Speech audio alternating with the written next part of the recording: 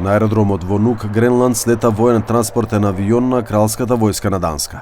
Со авионот пристигнаа и неколку војници. Каква опрема носат за сега не е познато, иако пораките се дека ова е извидничка мисија, која уште ја нарекуваат и воена вежба. Во заливот во Нук забележан е и воен брод на данската војска. Данска потврди дека испраќа дополнителен воен персонал во Гренланд.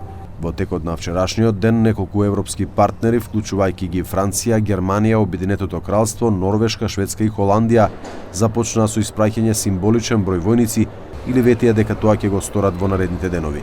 La France a décidé de se joindre à l'exercice qui a été programmé et lancé par le Danemark de manière souveraine et indépendante dans le cadre d'Arctic Endurance.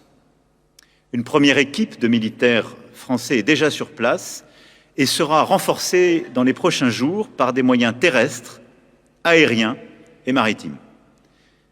Et je remercie le SEMA d'avoir rapidement, au contact de son partenaire danois, organisé les choses et su répondre présent aux demandes très concrètes qui étaient formulées. C'est le rôle que la France doit jouer, celui d'être disponible face à l'évaluation de la menace, de savoir s'adapter et d'être aux côtés d'un État souverain pour protéger son territoire.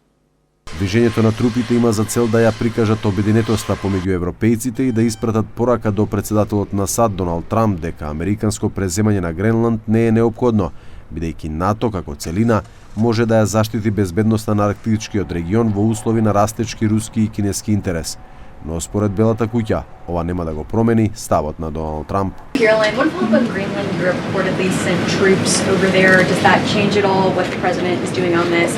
Well, to your first question on Greenland, I don't think troops in Europe impact the president's decision-making process, nor does it impact his goal of the acquisition of Greenland. Министерката за надворешни работи на Гренланд, Вивијан Моцефелд, заедно со министерот за надворешни работи на Данска, Ларс Леке Расмусен, имаа средба со американскиот подпредседател Джей Ди Венс и државниот секретар Марко Рубио во Белата куќа, но не успеале да им го сменат мислењето и намерата.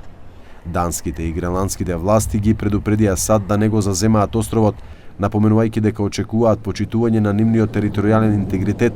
Островот беше данска колонија до 1953 година и остана дел од кралството, но во 2009 година доби автономија, што му возможи самостојно да управува и да ја одредува сопствената внатрешна политика.